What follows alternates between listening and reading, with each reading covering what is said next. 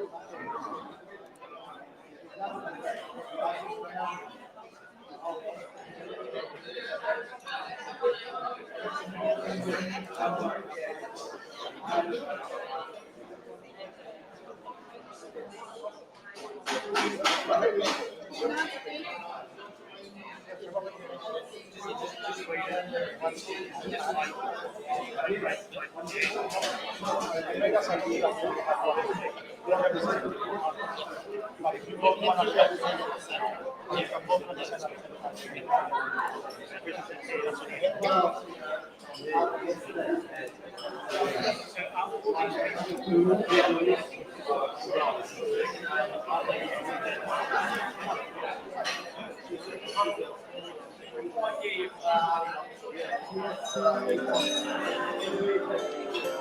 darling. How are you?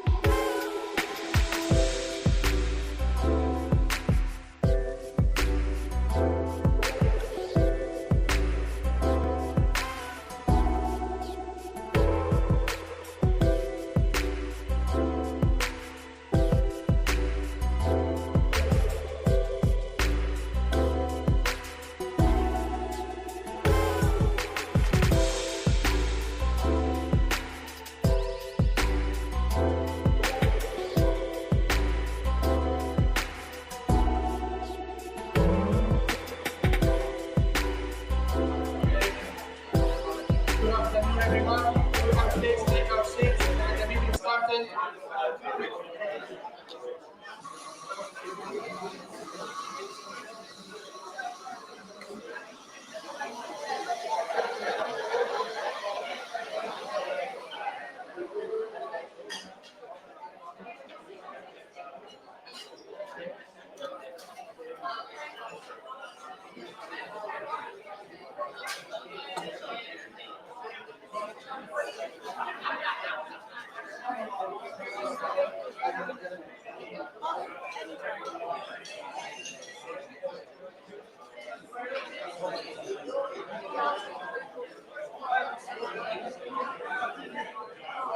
Okay, good afternoon, everyone. Welcome to RDA Warwick at Topolinis. Can we please take all our seats and let's be quiet, please? We don't have a lot of time, so I'll go quickly run through the rules for the day.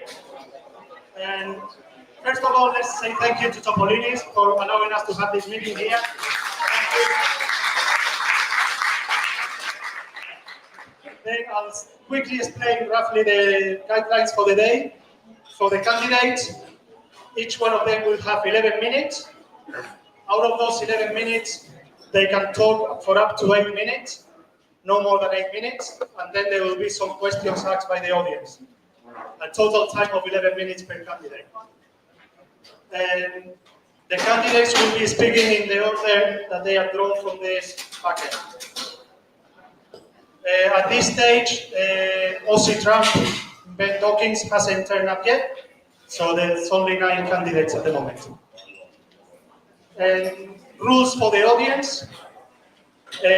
Once each candidate has finished speaking, there will be some time for questions. If you wish to ask a question, you'll need to stand up and line up here to my left. People asking questions will be in the priority that they've arrived here. So you can come as soon as you know you want to ask a question, come and stand here, please. If time allows, you could go back to the back of the line and ask a second question, only if time allows. Okay, so now we're going to get started and we're going to draw the first name of the hat. Also, obviously, the event is live streamed and it's also being recorded. And you can watch more about it on Courage is the Cure or in Max Freedom media outlets. Okay, so let's get started without further ado. And the first candidate will be Ryan Burns from the Libertarians. Ryan.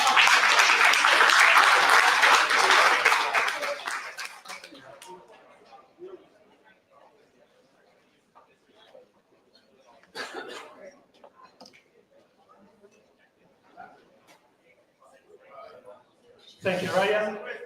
And your time starts now. Thank you. It's a shame I didn't get number 1 on the ballot, but in any case.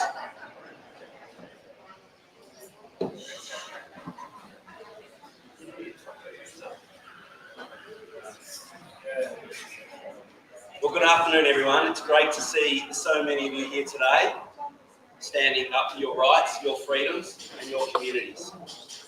For the past 4 years, we've seen an unchecked government dominate both houses of Parliament, ramming through laws without real consultation and debate. Power without balance leads to overreach, and we've seen the consequences. More restrictions, more bureaucracy, and less respect for individual freedoms. My name is Ryan Burns, and I'm proud to be the Libertarian Party's lead candidate for the Legislative Council in this state election.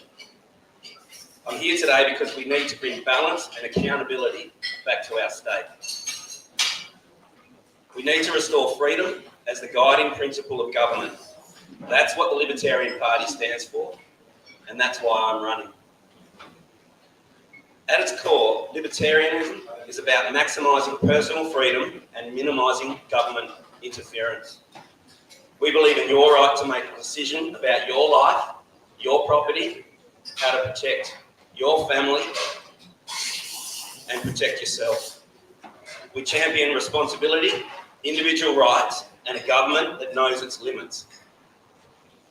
Our campaign platform is built on 6 pillars of freedom, which is heavily guided by libertarian principles that we stand for. Let me walk you through them, and I'll show you how they relate to every aspect of your life. Number 1 is energy independence and economic growth. WA is blessed with abundant resources, yet restrictive policies and government interference have driven up costs and stifled innovation. We will end climate alarmism policies, lift bans on nuclear energy and mining, and remove decarbonisation mandates. A free market economy approach will ensure affordable, stable, reliable power for businesses, families, and high-tech industries that need it. 2 is prosperity and opportunity. We should be the most prosperous state in the nation with low taxes and minimal red tape. We will cut government waste, deregulate industries, and unlock entrepreneurship. We will expand downstream industries, ensuring WA just doesn't export raw materials, but also creates jobs in processing and manufacturing. Transparency and accountability in Indigenous-related spending will ensure taxpayer money delivers real results. 3 is affordability and cost of living. We don't have a cost of living crisis. We've got a cost of government crisis. Families and businesses are struggling under the burden of high costs, much of which government imposed. We will cut stamp duty, payroll tax, excessive registration fees. Housing affordability will improve by freeing up land, reducing developer levies, and streaming zoning laws. Energy prices will drop by removing green subsidies and mandates that artificially inflate costs. 4 is property rights and privacy, and that's core libertarianism. Your property, your rights. We will push back against increasing restrictions on public land access and defend property owners against government overreach, including unjust Aboriginal heritage laws. Digital privacy must also be protected. We oppose digital ID mandates, social media bans, internet censorship, and central banking digital currencies. We will repeal coercive pandemic-era legislation and stand against unnecessary restrictions on firearms ownership and personal freedoms. Number 5 is educational reform and free thinking. WA's future depends on skilled, educated, and a free-thinking population. We'll expand school choice through vouchers and education savings accounts, modernise the curriculum with practical skills, and remove divisive ideological content. History will be taught without bias, celebrating achievements while acknowledging past mistakes. Inefficient schools should be privatised to raise standards, and we will protect free speech in education to ensure independent thought. So in a sense, libertarians typically believe in funding students and families and not schools. And that introduces competition and improves the service and delivery of those schools. Number 6 of our pillars, and not the least, and something very personal to me, is COVID-19 justice and government accountability. The COVID-19 response exposed shocking government overreach. We demand a royal commission into lockdowns, vaccine mandates, and censorship. We will fight for justice for the vaccine injured, ensuring proper compensation and accountability. Transparency in health policy is essential. Full disclosure on health advice must be mandatory to ensure informed public debate, and rather than coercion and fear-mongering. I want to make something clear. We're not here to make empty promises. It'd be very easy to tell you exactly what you want to hear to get us elected. The Libertarian Party has always been principled. We have stood for these freedoms for years, whether the media, major parties, and other vested interests like it or not. It was libertarians who immediately and categorically resisted the government assault on our freedoms in the early days of the pandemic. While other freedom parties took some weeks and months to form their position, there was no such delay from libertarians. The same spirit of standing firm, no matter the pressure, continues today with our state and national policies. Politics is often divisive, but we believe in practical solutions. We are a common sense party with a common sense philosophy. The Libertarian Party is prepared to work with others to get real outcomes for firearms owners, property owners, business owners, and ordinary Western Australians who just want to live and be left alone. We know that real change happens when we unite and stand firm against government overreach. To everyone here today, thank you. Thank you for taking a stand. Your commitment to freedom, to justice and fairness is what makes this movement strong. If you believe in freedom, fairness and a government that respects its people, then I invite you to join us and support the Libertarian Party in this election. Together we can push back against government overreach and ensure that your rights are respected. Thank you.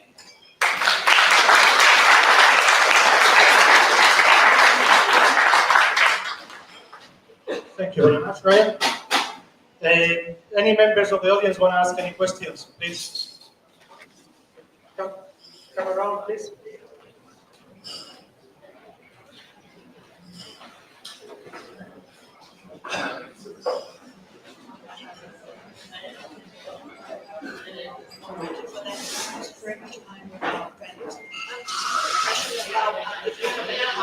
With that, yeah. So when it comes to mandatory vaccination, before it was the Liberal Democrats, their only elected senator, David Lyon, voted in favour of no jab, no pay policy in 2015, which linked parents' ability to claim the family tax benefit with their adherence to the National Immunisation Programme childhood schedule. Do you have any comment on that, please? Well, I haven't researched that far, so that's a really, really good question. I can speak on behalf of myself that I would oppose such thing. That consent is an essential part of libertarianism, and our party prides itself on steadfast stand in line with those principles. The Libertarian Party that I know has stood firm against some very controversial legislation, and if that was the case back, that was more than 10 years ago, that was a case that I've seen a much better stand. And I'll give you some example. It is arguable to Western Australians, but it is well reported that Victoria suffered the most under the heaviest lockdowns and the biggest government overreach. One could argue that was probably that the propaganda was more effective in Western Australia, or just a sense of profit. But David Limbrick and Tim Quilty were the Liberal Democrats, and David remains a Libertarian. They stood firm against that. They were locked out and ostracised, but stood firm when it was probably the toughest. There is another example. We are free speech absolutists. The only person in that Victorian Parliament, when Victorians put in legislation to ban the Nazi salute and Nazi symbolism, David Limbrick stood as one individual on one side of the Parliament when everybody else was on the same. Not because he's a Nazi, not because he supports Nazi ideology, but because of that principle of free speech. That free speech, that the only real true defence against bad speech is better speech and more speech. So there's some examples. And one more question. Hi, Ryan. Thanks for that. And although it's a federal issue, where is the Libertarian position on migration? That's a tricky one for me. I've been so consumed by this state election. The Libertarian Party at a federal level released its policies, or our policies, on Australia Day. The immigration, it's a trickier one for me to explain, but in a sense, we're not anti-immigration, but it's a property rights issue where any immigration must be to the benefit of the Australians that are here. So rather than, and we believe in a market-based approach, that it shouldn't be bureaucrat stationed in Canberra dictating the types of immigration and the number of immigration. The market should really dictate that. For example, if, and they should. Thanks, Ryan. Time is up. Thank you.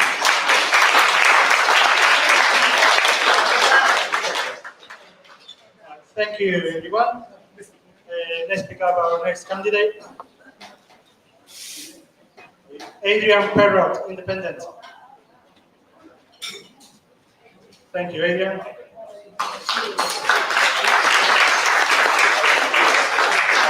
Just so everyone knows, the audience and the candidate, keep the microphone close to your lips. It makes a big difference. And thanks the audience too for allowing the candidates to speak and not interrupting. I appreciate that. G'day guys, I'm Adrian Perrot, standing as independent. I don't like microphones. I'm just a normal guy who's bottom of the food chain, decided to stand for an independent because a lot of the current politicians seem to want to support big business and money rather than the people on the grassroots, the bottom people. I work in retail, and quite common I see people, having to find the specials, having to survive working out what they're going to actually eat. So I don't think the people higher up in the politicians are fending for the individual person. And the vast majority of the state, we're not wealthy people. We're all just normal workers working in retail or warehouses. I'm in my retail company I work for. I'm possibly the only person who did not get the COVID shot, who for over a year wasn't allowed to work, threatens, got COVID twice, which gave me the short exemption, used them on service leave, sick pay. They basically fired a chunk of people because they made their own medical choice. And I see a lot of politicians, they all got the shot. Most of them got the shot. And they sit there and they go, and they argue about it. But they went and they did it anyway. It's like people that stand up against Sophia, she actually stood up and said no, which is why I agreed to be on the group ticket for the independents, because there needs to be independents in there, that we're not bound by party rules. That's pretty much basically why I'm doing what I'm doing, is not a lot of people want to put their hand up, so I decided why not me.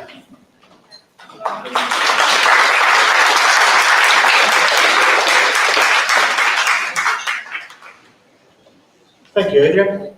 Is there any questions for Adrian?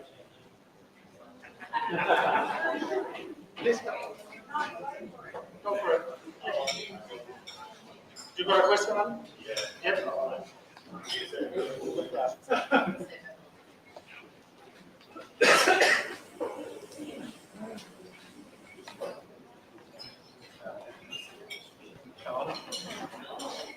Hello. Right, so many of you don't know that I do a bit of homeless work in my spare time and I get some food out there. Perth, Western Australia is currently having a large number of homelessness houses, along with your current increases in the supermarkets. How will you be supporting those people? I guess for a start, I should say I haven't had a place of my own for 3.5 years because now I'm a single parent. People don't like renting for single families, so me and my children have moved into 2 back rooms in my parents' home. And over those years, I've managed to save a deposit, so I'm about to hopefully buy a house. It'll probably be a very small house, but it'll be a home. So I guess people get confused with what the upper house is and what the lower house is. The upper house really just gets to read everything and get through it and say, yes, this is going to help, or no, it's not. So I'm being supportive of anything that's going to help somebody that's struggling and not pass the things where the money should be sent in other places where people are not struggling. Because they seem to give, loans to farmers and grants to big business, when it should be the other way around. So I'd be supporting the people down the bottom, because I'm just going to say no to the stuff that they're loaded with cash and say yes to the things where they're actually going to help people that actually make a difference in this state.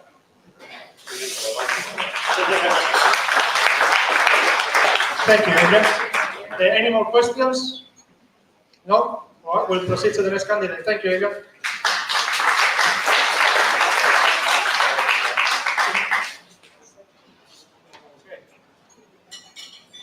Our next candidate is Trevor and Joe Bartley from Australian Christians. Trevor and Joe are partners, and they're going to speak together. They're going to share their slot on behalf of Australian Christians.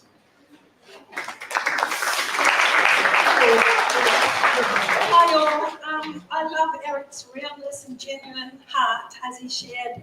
I wasn't going to get up and speak today, and then I came into the room and I saw a man walking around with freedom from fear on his shirt, and he said, "Hello to you all." So we all want to be free from fear, right? And so I thought, well, I'm here, I have been invited to speak today, and so I can either say no, or I can step past that threshold and be a voice in our nation. And but this is my first time I've ever speaking with politicians and you guys in the community. Love you all. So I'm just going to share a little bit of why I stepped up. I stepped up because at 19 I had an abortion. And because of the laws in that time, I felt stuck and felt like I had no choice. I was stuck and didn't know a way out. Had I been able to have counselling, had I been able to be able to talk it through, have the support in the community, I would have probably gone ahead and had that baby, but I didn't. And the result of it was terrible. 40 years of mental illness I went through, along with breaking my back at the time. I did a movie and I broke my back. So that, along with that, you can imagine the hell I've been through. Fear took root in me from that age, and 40 years now, I'm coming through the other end now, and I'm thankful to God for helping me through, because the system let me down. We came into WA from Queensland, we had to have the COVID shot, otherwise my husband couldn't have a liver transplant, so we were forced to. He had the most amazing help and assistance in Charlie Gardner's, and we thank you for that. But I didn't, and so the other spouse and the family members suffer greatly. So we did it on 2 disability pensions. We had only 4 sessions of counselling through the whole 4 years, and I went down and down and down and down until eventually I nearly died a year ago. And had God not stepped in for me, I would have passed away. From that point, I just heard the words, "Get up, your faith is healed, you now walk it out." And so I'd experienced what it was to be on the lowest of poverty, to be in that horrendous pain that I just wanted to kill myself. I know what it feels like for you guys out there who are suffering and know people also are going through this themselves. And how do you support them? Well, the system let me down. And so that is why I'm being a voice today. And I hope that you will vote Australian Christians, because we are here for all of you, not just Christians. Amen?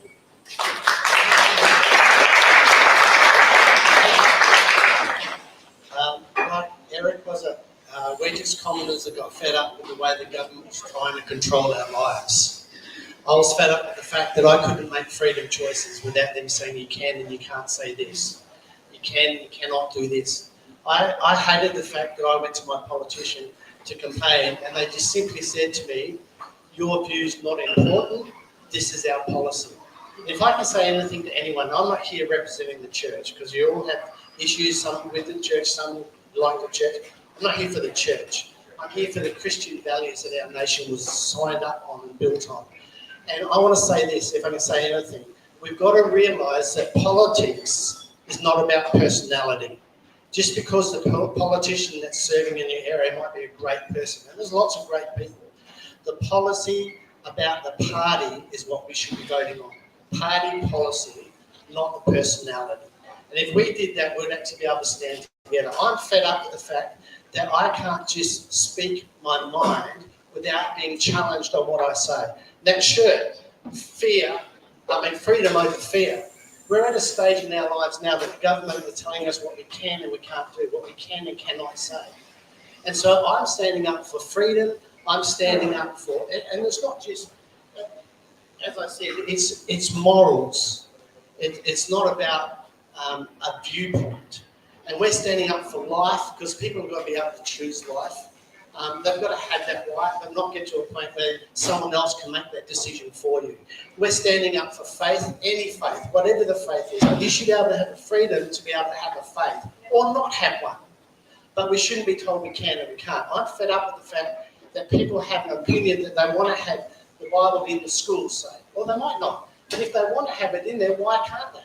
The government's saying that they're going to stop us as Christian schools to be able to employ Christian people. We have to employ these other alphabet people. And so I've got an issue with that. I've got nothing wrong with them, but the fact that we're told we can function or not function based on government law. I thought this was Australia, we had free speech. I don't think we've got free speech. So if we have the current government get back in again, I hate to see what our future is. So it's up to each and every one of you.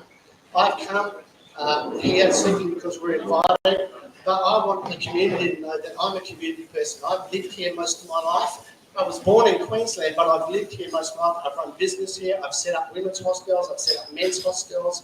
I've worked with the community so the community can see that we're here to help them no matter who or what they are. But we're being told that we've got to start to shut these down. And that's, I just go, you know what? If I can't be a voice, then I may as well give up. And I'm not going to give up, so I decided to step up and be a voice. Do I think I'll win? No. But do I think our party will have people, as said earlier, into the upper house? That's where we can start to make change. If we can get people in the lower house, we can start to defend the policies for the people. And I want to be able to be that voice. And if I get that opportunity and I get the votes to help us into there, we're going to stand up for our freedoms, we're going to stand up for our families, we're going to stand up for life, and we're going to stand up for the ability to have a faith, whatever that may be. Thank you.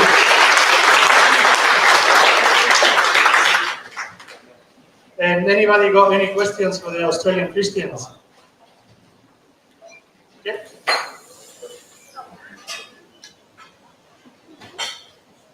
Hello, John. Hello, I'm Joanne.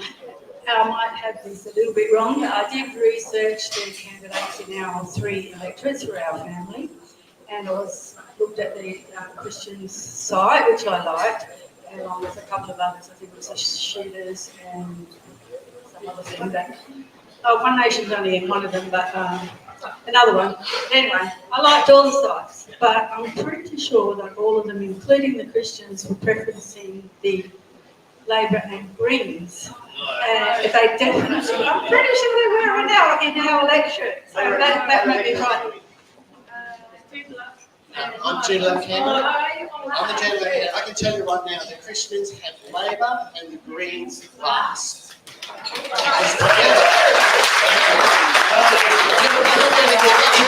Between the two of them. One wants to destroy our nation, the other one wants to convert us to their ideologies, and that is wrong. And so we stand up. I tell you what, I love the people who are in the Labor Party that are at my booth, but they're wrong. And I've told them they're wrong, and they won't agree with me, and I won't agree with them. But the fact is, we will never support terrorism in our country. And terrorism for me is Labor right now. Sorry if I offend anyone, but for me, we need to get rid of Labor. Liberals are okay, but it's the least of the best evils. But no, definitely, if anyone thinks a Christian party is supporting Labor and Greens, absolutely not. If you're a Labor and Green person, I'm sorry if I offend you. Thank you very much. Any more questions? Thanks very much, Joe. Okay, we'll pull up the next candidate from the box. We have the Honourable Louise Kingston.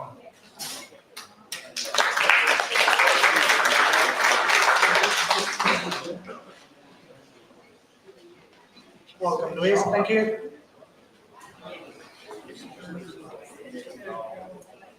Well, welcome everybody, and thank you for being here. They've been really inspiring speakers that have probably touched on about 90% of what I would have been touching on anyway. So my journey to politics, I was born in Albany, and I became very politically engaged very early because my dad was a spotter at the whaling station. And we faced unprecedented attacks from various sources over the years to try and obviously close that station down. So I spent my very early formative years, we had a museum at the whaling station, trying to educate people on the value of the products that came from whales. So the products were renewable, sustainable, viable, and a very productive products that came out of it. when it was shut down, which was, obviously the Greens took the ownership of that, which wasn't actually quite true. It was actually financials that shut it down because the replacement products were coming in were a lot cheaper, and they were manufactured from non-renewable resources. So that's always been my argument. I don't care what you feel about whaling, and whether you think it's a good thing or a bad thing. It was the way that they went about demonising it, and the way that they're going about demonising a lot of our other industries now. So our live sheep export industry is no different. The way that they demonise that, and the way that they tell people how to run our lives, how they interfere in what we're doing, is what led me to politics. I then moved to management in 2001 at the height of the timber industry, the first timber industry restructure, and I saw the same process again of demonising a foundation industry that had provided jobs, had provided prosperity to this state over many, many, many generations, only to be, it's okay now if we import rainforest timber and timber from non-renewable resources to use in our projects here. So I got very vocal and got very involved in it. That led me to standing in 2017 was my first time I stood, and I stood for the Nationals. I then stood again in 2021, and then of course along came COVID. So I replaced a member of Parliament who found himself in jail, and I went in there and I was very, very strong on the anti-COVID stance. I raised it with the party over and over again, and I said to them, you are the opposition, you need to be opposing this, so that we can actually get the proper debate around, the scientific evidence, but everybody went lockstep. And when I watched that, I thought, this is actually terrifying.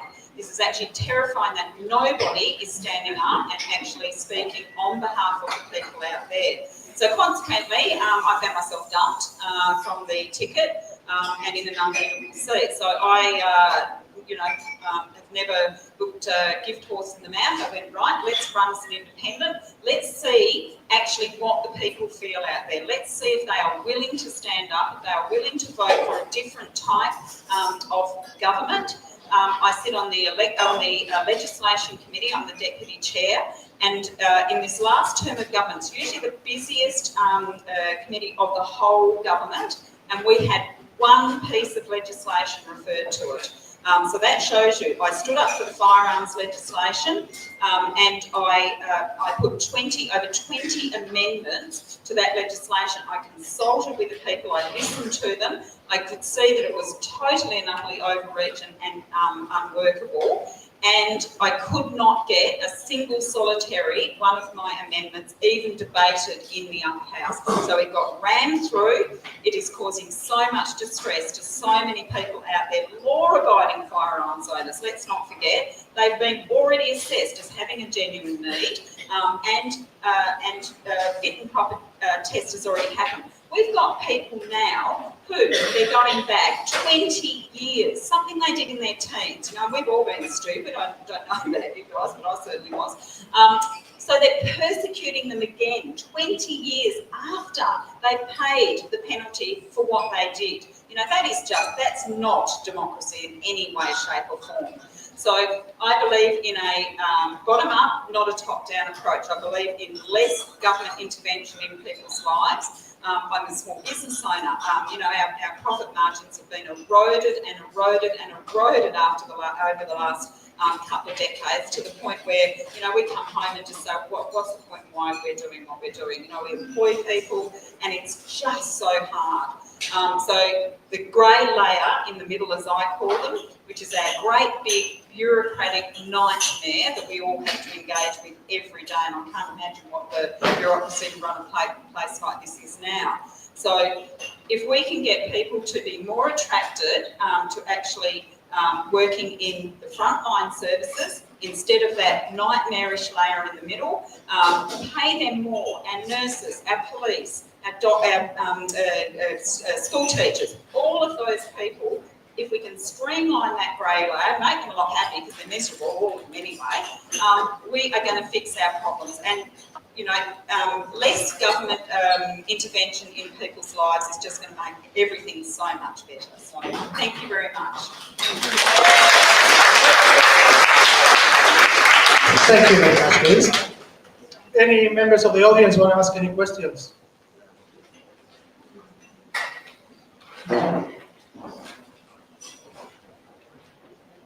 Please. I'm a loudspeaker, don't worry. Yes, hi. I just want to know what your stance is on preservation and conservation of both animals and the environment. Oh, okay, so this is where firearms and forestry feed into this beautifully, because the situation we've got now is we're not going to have enough hunters to actually go out there and manage all the feral animals in the bush. Now, our bush is an absolute mess. So, I live amongst it, so I know. The forestry industry was very, very valuable in terms of being able to clear out the areas. It's a sustainable industry, it's internationally certified. It is one of the best, if not the best, forestry industries in the world. The Labor government actually tried to bring in changes to the Calm Act, which would have meant that all the state forests would have been changed into national parks. Now, you can't hunt in national parks. So all of a sudden, you've got a massive problem with feral pigs, deer, even kangaroos. The issue around the numbers of them have to be controlled. So now they didn't actually put it through, which is probably good because I raised that in the upper house, and the minister backed away from that. So there's a lot of issues in terms of proper management of our bush and feral animals, introduced species, weeds, all of that sort of thing. So it is a much, much bigger story than what you're told and what you see out there. So.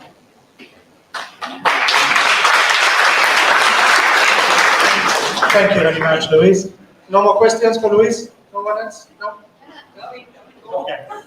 We'll move on to the next candidate.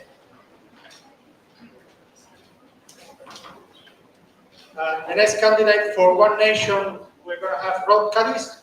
Rob?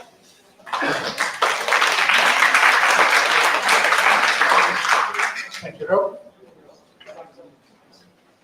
Hi guys, I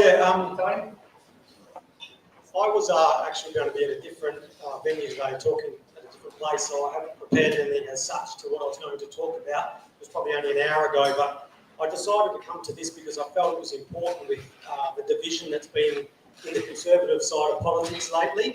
I thought it was a valuable thing for One Nation as the leader to come here and say that I've been seeing the great work that the Libertarians, Reignite and Christians, everybody that they're doing out there, and that the real enemy in this state is not the different parties around us on the Conservative side, that we need to start working together to hold the government accountable for what they've been doing for the last 8 years. This Labor government has, whether it be the COVID, whether it be the Aboriginal Cultural Heritage Act, whether it be the Firearms Act, there is so many things that they've just taken advantage of the people of this state.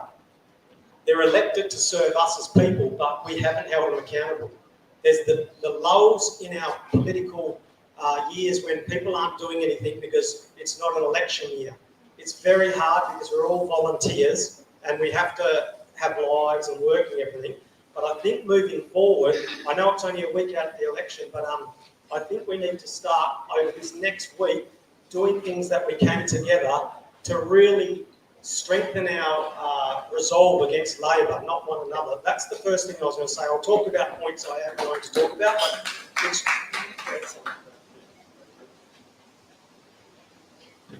so first I'll talk about the COVID and the coercion that happened. I didn't get vaccinated, neither did my family. It was a really hard time. There was, even within in our own Conservative side, I've heard different rumours at different stages. Rob, the leader of One Nation, didn't, he's pro-vaccination, he's pro that. I want to make it clear for anyone who's watching out there, I stood strong against it. It was at a great sacrifice, whether it be, with finances, with everything. I lost my job, I couldn't contract anymore, and my brother and my sister both died of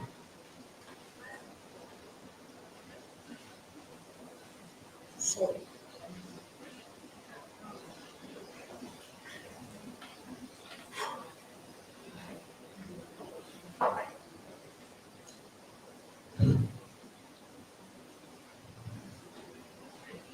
Well done.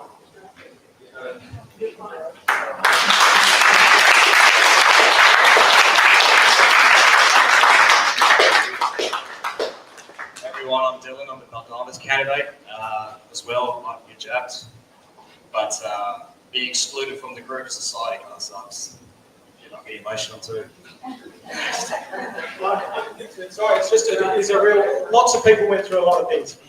My brother and sister did get vaccinated. I'm not saying that the COVID was the definite thing that done it, but they both got blood clots and aneurysms of the brain within 12 months of each other. The likelihood of that is pretty huge. Two of my friends, both in their mid-30s, both sporty, both chippies, both carpenters, both had heart issues. One went into hospital that night, I think one went the next day, one was in for a week. My neighbour down the road with the vineyard had a mini stroke that night. He was just on Facebook saying, oh, I don't want to get vaccinated, but for my business, for my vineyard, I'll do it. I'm going to do it for my family and for business. So he had a stroke. And then that night he was there with a mini stroke saying, like, damn, I wish I hadn't come and done this, I'm in hospital. So that was forced upon us. It was a thing saying that you don't have to do it, it's a choice. That wasn't choice. That was a tyrannical government that forced on a terrible thing to the people of this state and this country that should never happen. It's happened in the past through generations, whether it be in Nazi Germany trialling on people. It was basically a trial on humans as guinea pigs. And I stand fully against it. So we think at One Nation, this is at a state level, I can't say a lot, but as a party, we think we should have a royal commission with broad terms where they investigate every point of that from the beginning to the end till now, and that people should be fairly compensated. People who were sacked should be reinstated, and we should be able to move forward and never have that happen again. We've got a thing that we've made up, a folder which I'm going to put on our website, which we're trying to do at the moment. As you know, volunteers, it's hard to do all the work, but it's called the Tools for Tyrants. It's all the acts and different things in there that the government use against their own people for their own reasons. It's not to benefit the people. These acts are for them, not for us, but they're there to serve us, and they're not doing that. So, going on to the Cultural Heritage Act, we've seen that. We have a government like the Labor that is moving on, putting through things through Parliament. Louise and Sophia and that would have seen it. They just shoved things through. They had the dominance in both houses. They didn't need to care about the true democracy of people debating things. They didn't care that these people were representing you, different members of society. You didn't get your point across because your representatives weren't able to speak on it. They just shoved it through, and often they would make amendments to their own legislation going through. So it wasn't well thought out. It was just what they wanted to put through, and they wanted to rush it through. So the Cultural Heritage Act was a classic example of Labor doing that.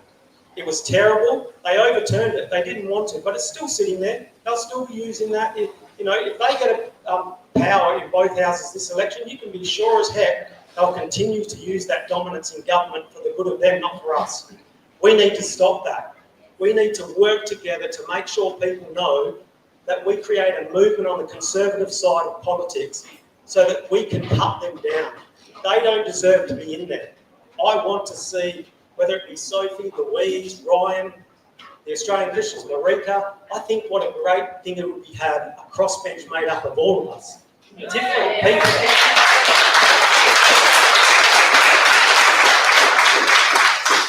We all have different ideas, but we are taking different pathways, but we all want to get to the same point. I think we all have the same goal, we just have different ways of going about it. And that includes the members I just talked about, the people, the candidates.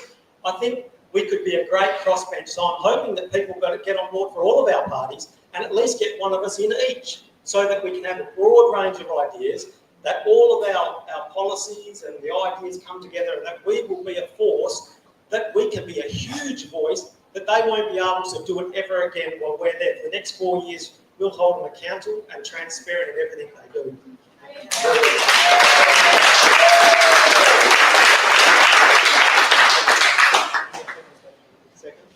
Okay, just last, anyway, government transparency and accountability, government contracts, everything. There's, the Triple C, they found Labor, they put it through to the Triple C about Labor using their staffing, their funding, all sorts of things. They were using their electorate allowance to pay their dues back to the Labor government, their donations. They went to the CCC and they found significant misconduct. Do you think they're going to do anything about it? No, they're toothless tigers. But they get us group of people in there. We will be on their, I won't say what I was going to say, we'll be on their case every day to make sure they are held accountable. The CCC might not hold them accountable, but the people will. Yeah, so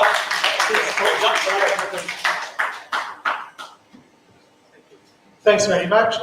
Have we got any questions for One Nation? Yes.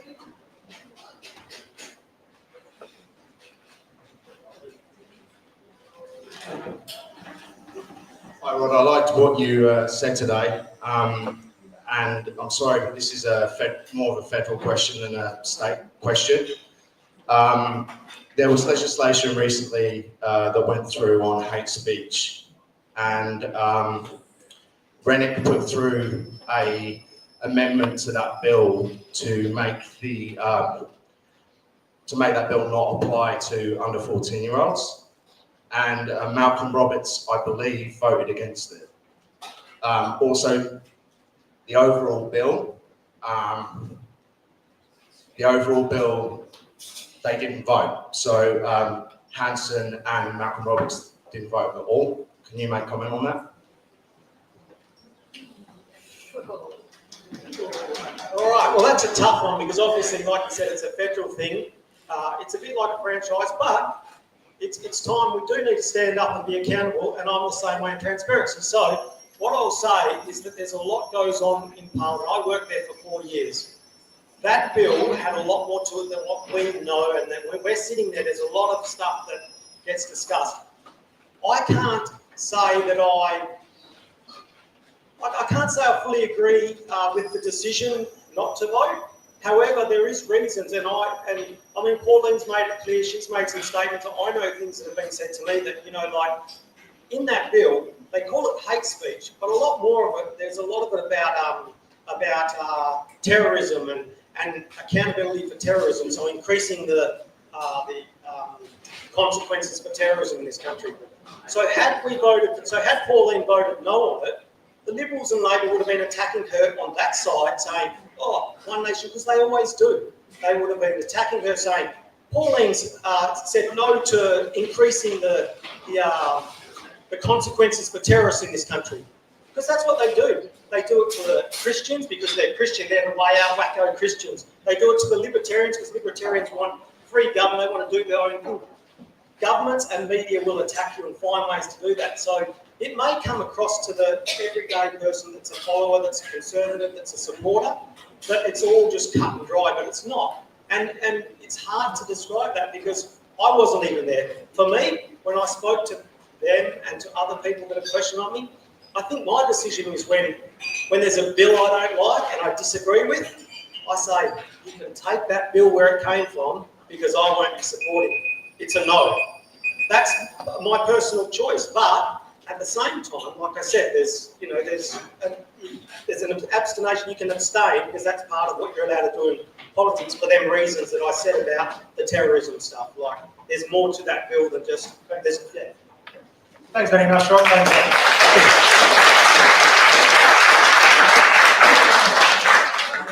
I've noticed also that the Honourable Ben Dawkins has entered the room, so we will include your name in the bucket now. No, now. No. We're just putting you in the bucket, so you're going to be drawn like everyone else.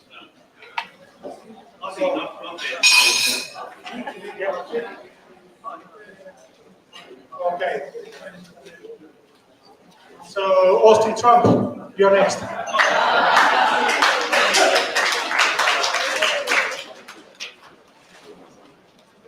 Thank you.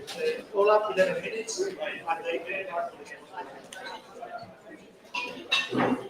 Yeah, I probably won't speak for 11 minutes. There's not really a lot to say, other than I think you know what the independent group stands for. I mean, I'm number 3 on the independent ticket, that's Group M. And I think, I don't know if Sophia spoken, yeah? And I don't know if Louise has spoken. But yeah, so you can see the things in common that the independent group has. Obviously, when I got into Parliament, we only get 2 motions a year. Effectively, I used my first motion to try to get the government to take account for what it did with the vaccines and the mandates, and the Liberals weren't able to even contribute anything. The Liberals, despite the name Liberal, didn't know anything about personal civil liberties and the like, and personal freedoms and bodily autonomy. So that's why I'm saying I'm not going to speak for a long time, because not that I'm asking you to look up the parliamentary record. That was when I was Ben Dawkins, not Aussie Trump. But it speaks for itself. I mean, there's so many ridiculous things that Sophia and Louise and myself have sat through well, I've been there 2 years, and Sophia's been there 4, and Louise a bit less.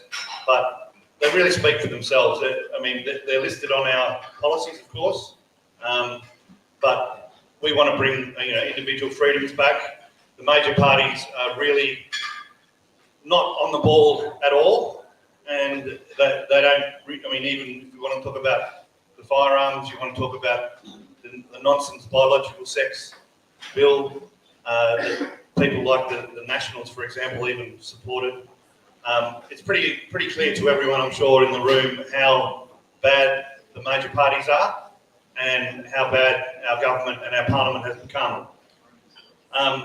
In regard to things like mRNA vaccines and the potential problems with those, you can see that it's only us 3 MPs that are here today in the independent group that have even spoken about that. So I've said it before at a different rally, but I'm sort of wondering, and I'm not blaming you guys, but you've really got to worry about where your taxes are going, because if you talk about 3 MPs who've been outspoken about those things, there's actually 92 other MPs in the West Australian Parliament, upper and lower house. It's a total of 95. So what are you paying the other 92 for? I mean, that's the question I have. And I did say that when I first came into Parliament. I said we could probably get rid of at least 25 MPs and no one would know. And obviously, it's probably more than that, because the major parties voted in a bloc. So it really is a lot of wasted money. It's not a proper democracy. And I thought I'd just finish up. Don't like to hold you up too long, but just thought I'd let you finish up with this idea that's sort of in the mainstream about parties. And I mean, yeah, guilty as charged. I did used to be in the Labor Party. But the whole idea that a lot of people in the mainstream media have about parties is really, I mean, the fact that Louise and myself and Sophia, for example, are no longer in the parties that we were, that's something that should be celebrated. And I just don't think people don't understand that if you go to work and you do a job like you do in Parliament, and as Rod was referring to earlier, which was quite helpful, you look at the legislation and you see there's all different aspects to it. Sometimes there's 15 good parts and 5 really bad parts, and it's the 5 really bad parts that you end up voting against the legislation for. But it should be no surprise. I mean, it should be happening more that people become independent, even change parties, because you're supposed to be there to look at the merits of the legislation, the pros and cons, and actually analyse it on the day. That's what you're actually supposed to be doing. Our government and the major parties don't do that. They vote in a block, so there's 21 or so Labor in the upper house. So they vote in accordance with what the party tells them to. There might be some robust discussions in the caucus room, but once it comes to actually voting, they vote in a block. So it's just that the mainstream media say, oh, well, Aussie Trump or Ben, they say, you've been in a couple of parties now. But what I would say to them is that's actually a good thing, that people vote in accordance with their conscience And if that means that you are no longer part of that party, and certainly I would have struggled to stay in the Labor Party, even if I had have sat for them, that should be celebrated, because that actually means that person's doing their job. It's the mongrels that are actually voting in a block in the major parties that aren't doing their job. They often don't agree with it, the legislation, but they're required to do it, and they'll get unpre-selected if they vote against it.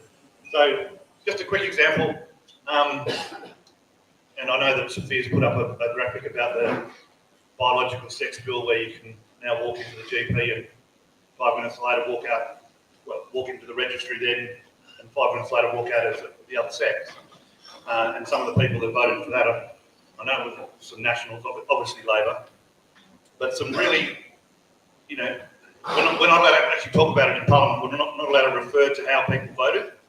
There's a rule against that, because you're sort of potentially denigrating people as to how they voted, so it's discouraged. But with the I'll give you the example of the abortion bill that was in just after I came into Parliament a couple of years ago, and I didn't know anything about abortion, so I was just sitting down and, as I say, reading it on its merits and listening to actually the Christian people that were coming in and other concerned people, and realised there was no need to extend the current abortion limits. But there was also an amendment that was moved to prohibit the termination of a female pregnancy or embryo because it's a female. And so the amendment got up, and I thought, well, obviously everyone will vote in favour of this, because it's the work of the devil to start terminating pregnancies because they're female. I mean, what greater right of a woman is there than the right to be born? However, we stood up there and we saw, it was around about 11 Labor women go over to that voting area and vote in favour of making it legal to terminate pregnancies because the embryo is a female. Those Labor women, they didn't believe that was a good thing, but they're told to do that by their party, because for whatever reason, the party had decided they weren't going to allow that amendment, which was a very good amendment, so they had to go over there. If they didn't, they lose their jobs, they don't get pre-selected. So people, it doesn't even sound real when you say it like that, but it's really, that's how bad the major parties is, and that's why independence is there. Thank you, Dan. Anyone from the audience would like to ask any questions to Austin Trump? Yes, Mark. I'd just like Austin just to state that I've never met you before, Ben, but very happy to meet you. Yes. And I'd like to point out that Austin comes from a family of medical miseducators. I worked under one relative of his, and I believe the nonsense I was told in the department, not by your relative so much who was there, but by the other people who were working under him there. And it took me a long time to wake up to vaccines, which I didn't begin to wake up to till 2016. So I'd like to point out, and Ben would agree with me, that Ben's own education has taken a bit longer than everyone else, because although he was relatively well off when he was born, he had a longer path to travel than most of the rest of us. Is it Michael? No. Mark. Yeah, Mark's referring to my old man who's an immunologist, but we have, that wasn't really why I got vaccinated. I got vaccinated because I was married and I had young kids, and I didn't know any of you guys then. And we were told that the kids were going to die if they didn't come home, but it was when I got into Parliament that I started to push back against the mandates, of course, and then when the new information with the mRNA vaccines. My old man, I've told him about Dr. Speaker's research and everything else, but being an immunologist, you tend not to like other people's research, only your own. And there's a lot of ego in academia, so that's where my dad is. Thank you. And there's one more question, I believe. Sorry. Hi, Ben. Thanks for drawing everyone's attention to the rules within the Labor Party about having to vote as a bloc. Now, I think that's something that a lot of people don't understand, because it's possibly one of the most undemocratic things you could possibly come up with. So thanks for that. And if you could expand on any other bits and pieces that you remember from the Labour Party, that would be handy. And my second very quick question is, do you have a middle name? And if you don't have a middle name, what would it be? My middle name was always L-E-T-T-S. It's an old family name, and I kept that. So I'm Austin Let's Trump, but I used to be Benjamin Let's Dawkins. In response to the Labor Party, just very quickly, so I'll talk about voting as a bloc, but I can put my hand up again and say, because I did get called an idiot a few times in Parliament, I was an idiot because I did campaign last election for Labor, and I was only number 5 on the ticket. Up to that point, I hadn't, apart from the mandate, which I was starting to learn about, I hadn't seen too much wrong with Labor, so that was my excuse. I saw a lot since then that have really gone bad. But we did use things like the $400 energy credit on the phones, recruiting, trying to campaign for Labor, say, is Martin McGowan keeping you safe? Yes.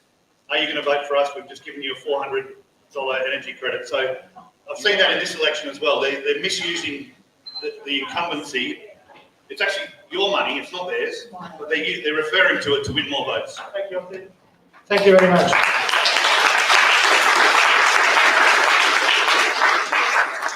All right, we've got 4 candidates left.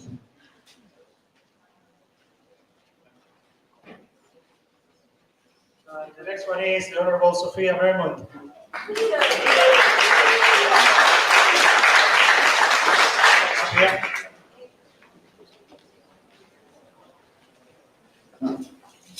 Hi everyone. So thank you all for coming here and for Topolinis for organising this and for the independent media to be here too. So my main claim to fame is, and probably most of you know about that anyway, is that I said no to getting vaccinated and I didn't have a vaccine exemption certificate. So I was suspended from Parliament for about 6 months. The way I got back in was by catching COVID from my double-vaxxed staffer. Was really sick, then got my exemption and went back in anyway.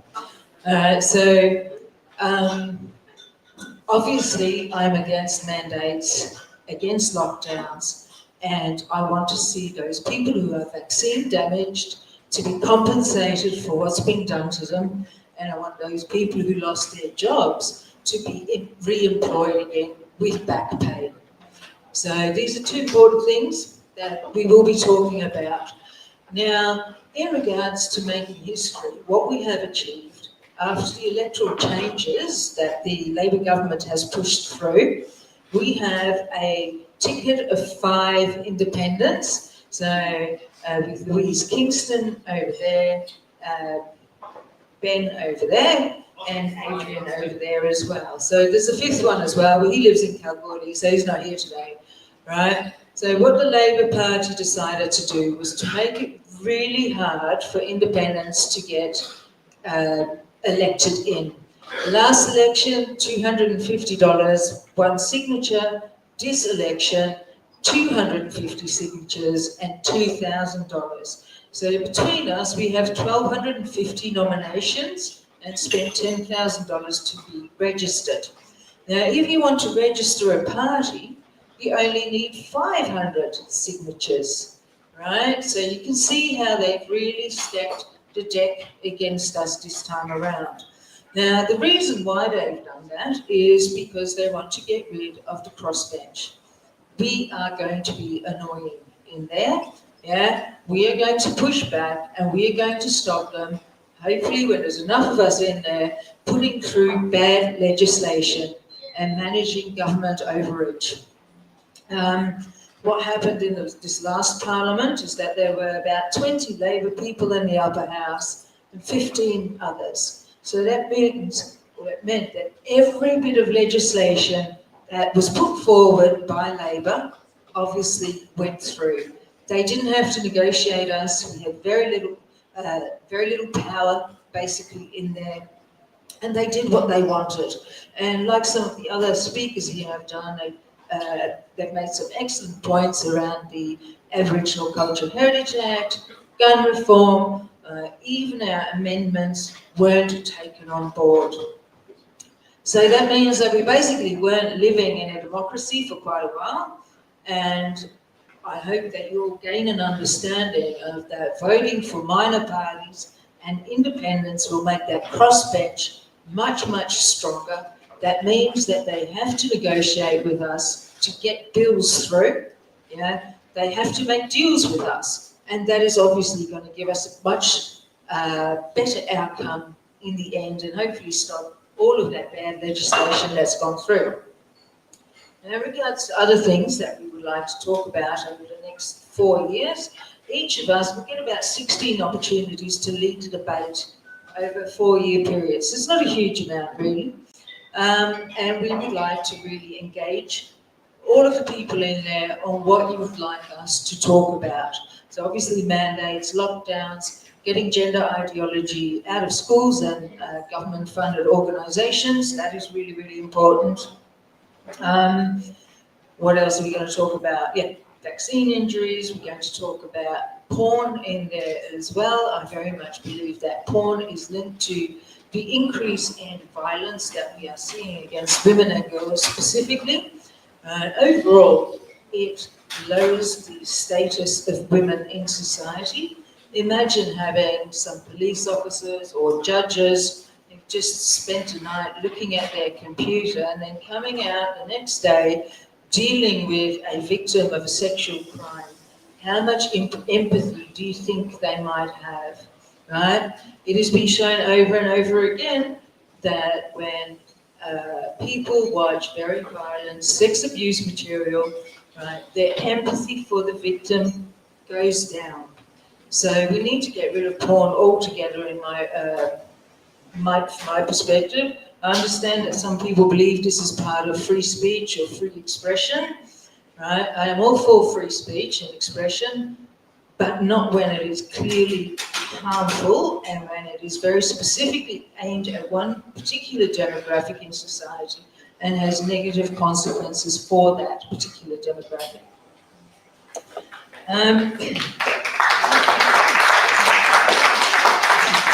Thank you. As a few years ago, the response would not have been like this, I'd say. It's only over the last few years that the awareness around the harms of porn have become more and more obvious. And so that's really good to see. All right, now, working as a group of independents, we have some things that we very much agree on, right? We're talking mandates, gun reform, gender, they're the big things that we all agree on. Then there are some things that I'm very passionate about myself. So I love hemp, all right? I think in WA we have the opportunity here to really develop a hemp industry.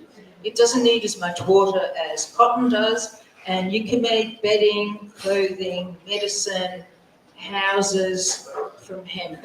It's amazing. With hemp, when you mix it with lime, you make hempcrete, and that is fire resistant. So imagine being able to grow a 3x2 house in about 3 months in your paddock and then end up with a fire-resistant house at the end of that. I mean, that deals with the climate change, it deals with cost of living, it deals with housing. It has a broad range of applications. And apparently our hemp here is very good, according to the Chinese government, who make a lot of their uniforms out of hemp because it's such a strong fibre. And then going on with the hemp side of things, regenerative farming is something that I really, really love. And my background is as an RN initially, then a Chinese medicine, naturopath, then a Chinese medicine practitioner. And currently, when I look at our food chain, there's an incredible amount of extra chemicals in there that we don't need. We're looking at glyphosate, we're looking at PFAS in water, we're looking at all sorts of chemicals that are added to that. And all of those things have very negative effects on our health, short-term and long-term. When you look at glyphosate, that really affects your microbiome, right? When your gut microbiome's not so happy, you're looking at more autoimmune diseases and more mental health issues. So, my time is up. Okay, cool. All right. Clean up water, clean up air, clean up farming, by Emperor King Sheep. There you go. Thank you very much for your time. Thank you, Sophia. Has anybody got questions for the Honourable Sophia?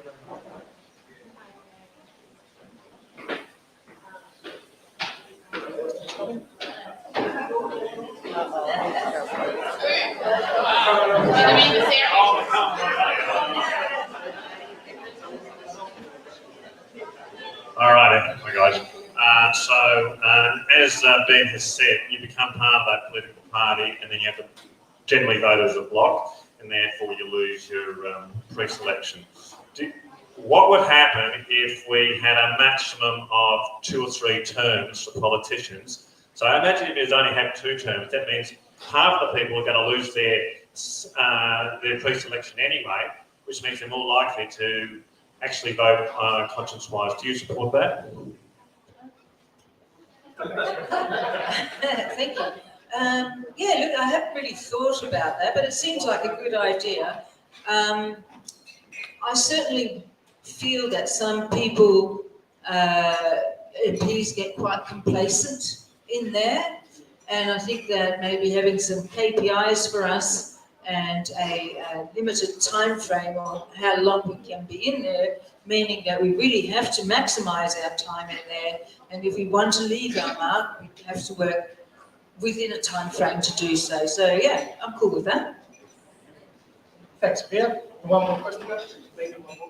Sure. I've noticed this speaking from yourself and another couple of candidates. Could you elaborate on how a democratically elected majority implementing legislation that they're elected to do is undemocratic?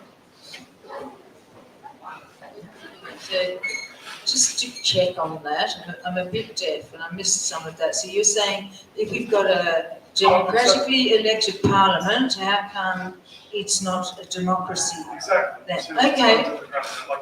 Yeah, all right. So Labor had such a massive majority in both houses for the last 4 years, so that everything that went through was Labor approved, but it wasn't people approved. Well, yes, good point, fair enough, they did. I suspect that they might have been a bit disappointed and not realising the long-term consequences of having one party in there and following that party exactly. Yeah. We're out of time. Thank you very much, Sophia.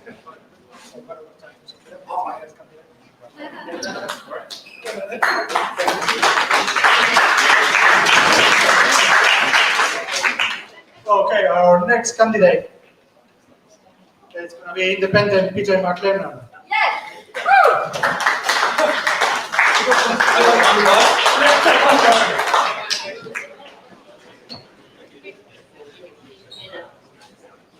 Good afternoon, everybody. I have a prepared speech because I like to come prepared. Okay, bite off more than you can chew, and then chew like hell. That's been my life motto. I brought it to my military service in Vietnam. I brought it to building my businesses over the past 30 years, and to my 5 years as the councillor of the City of Melbourne. And if elected, I'll bring it to my time in Parliament. I'm not running this election to feather my own nest or create a career as a politician. Sorry. We have enough career politicians. What we need are a few statesmen.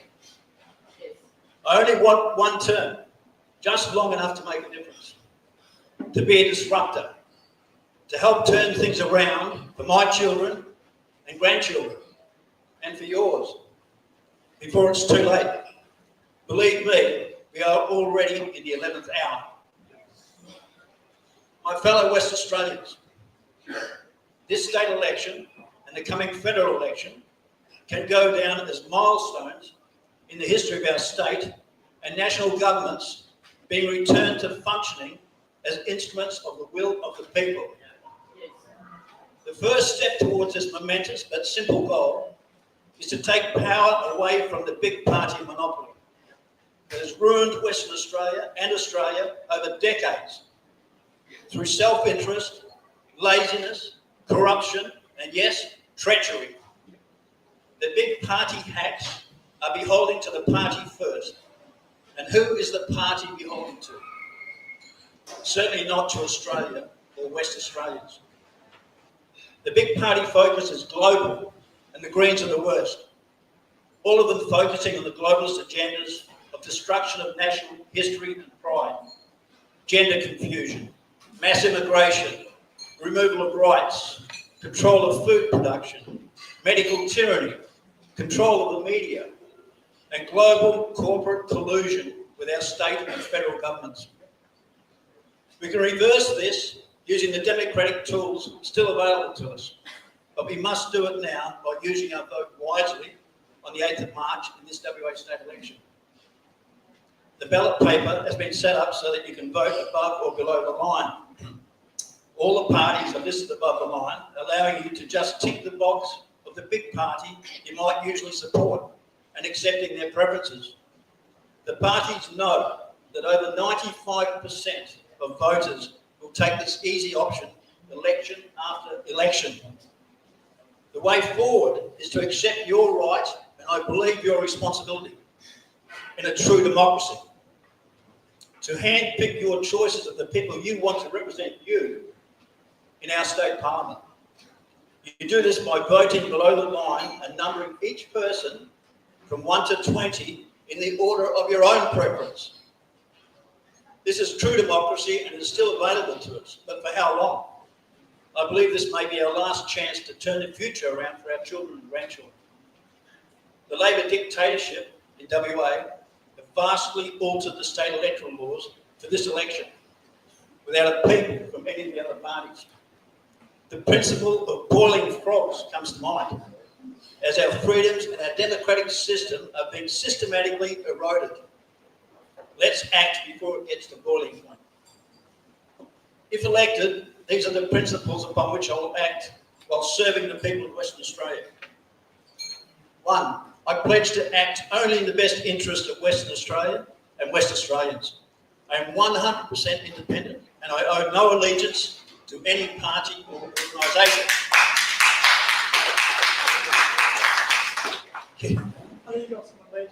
I will demand government transparency and accountability. I will not allow any cover-ups, particularly in relation to the COVID-19 era. I am stating that under no circumstances can any government override the individual's human rights. In the case of COVID-19, the cure was and is much worse than the disease. I'm stating that alternative, cheaper and more readily available medicines were demonised and banned. I'm stating that the global pharmaceutical industry is a business model, not a health model, that has been subject to multi-billion dollar fines for corruption and dishonesty. I'm stating that our health advisory bodies rely on funding from these corrupt corporations. I'm stating that the virus was man-made, with Fauci funding it in a Chinese laboratory, and that Fauci benefited personally from patents and experimental drugs. I'm stating it is illegal to force or coerce humans into having experimental drugs injected into their bodies. I'm stating that blanket experimental injections without informed consent is against the international law. I'm stating that isolation, masking and distancing were ineffective and harmful. I'm stating that no consideration was given to immunity, that no consideration was given to individuals' age, personal health and comorbidities to assess risk, that young, healthy children with strong immune systems were targeted. I'm stating that laws have been passed and remain on the books, allowing governments, our governments, to hold down and forcibly inject citizens. I'm stating that millions have either died or have become injured by these injections. But thankfully, more and more of our community are becoming aware, despite the cover-ups, and that there needs to be consequences for those who trample on our human rights to ensure that there is no repeat of this human disaster. With bird flu being touted as the next pandemic, these are especially dangerous times for citizens whose countries have been infiltrated by the World Health Organization. I work to remove the global green agenda, the World Health Organization, the the World Economic Forum and the United Nations from decision-making in WA, bringing back big Australian democracy by supporting more patriotic, independent voices in our parliaments. Climate change is a controlled scam and money laundering operation. Foreign companies are awarded huge contracts that are paid for and subsidised using our taxpayer dollars. They build these unproductive junkyards, destroying our natural environments and food-producing areas, and then they leave us to clean up the mess. Why is this even happening when we have an abundance of natural gas? I will work to lower the cost of living by increasing WA's share of revenue from our resources. We should be one of the wealthiest states and one of the wealthiest nations on earth. Instead, everyone is battling to survive, from our elderly to our young families. There are 10 gas fields in Australia. We are not paid royalties from 6 of them, and 4 of those are in WA. I'll support the re-establishment of Australia's Sovereign Wealth Fund to finance major infrastructure projects. I'll lower the immigration to sustainable levels and increase the birth rate, hand in hand with improving the standard of living for all West Australians. Our housing affordability and rental prices are a direct result of too much immigration. I'll work to return regional representation to the WA Upper House and enhance regional development. Build up our regional areas, particularly in the northwest. Create conditions favourable to housing workers and their families locally, for those that want this option, and break the soul and family-destroying FIFO mentality. Yes. I've got a few other points there, but time's up, unfortunately. Thank you for that. Have we got any questions for Peter? Yep, you can take a shortcut. Yep. Sorry, could you, question is, can you tell me out telling us the other points? Oh, yeah.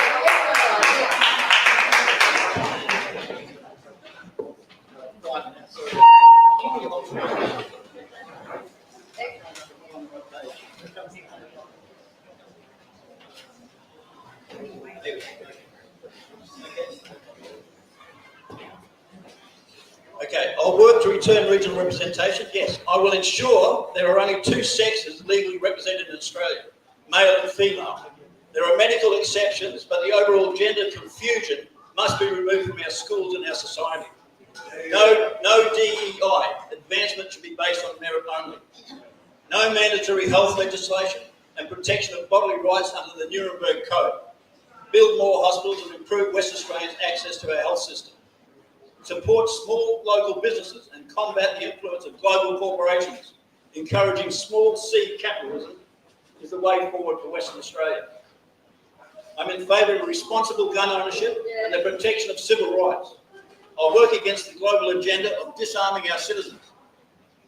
Let's take the balance of power away from the politically entitled and give them pause to consider their fate if they continue to act against the best interests of the people.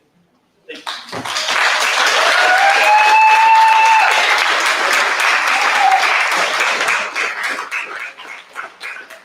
Thank you very much, Peter. Any more questions?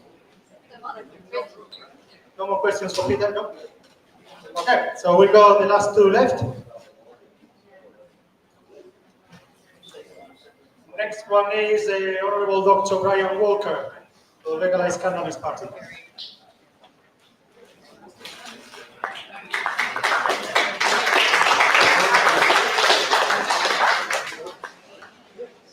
Thank you, Dr. Thank you, and I should be tagging myself as well. Look, I'm in the very, very fortunate position of actually knowing that there's a high chance I'll actually be representing you in Parliament. And I have to say that I agree with everything that's been said here. Now, I'm a fundamentalist. Let me explain that, fundamentalist. You might think, oh my God, he's a fundamentalist. In medicine, I'm a medical doctor. The symptoms are up there, and if you give a plaster for every symptom, you're forgetting the fundamental cause. Remove this, and all of these problems get removed. Makes sense, huh? It's been ignored for the last 150 years in medicine. Now, one of the fundamental things we've got to face us just now is that when people come into Parliament, they swear an oath to serve the people of Western Australia, and then probably forget that oath as they're going to serve their parties first and foremost. So we're suffering. The next thing you have to understand is that politicians, in general, in Parliament, care nothing for truth, not a sonic thing. The perception of truth is everything. And the narrative is then controlled by the media, which is owned by the oligarchs. And so we have been fed a mixture of untruth. And a lot of people believe that, and they're being distracted by the bread and the games, an ancient Roman habit. Give them games, give them bread, and let them be focused elsewhere. We can do what we do in the dark and hide it from people.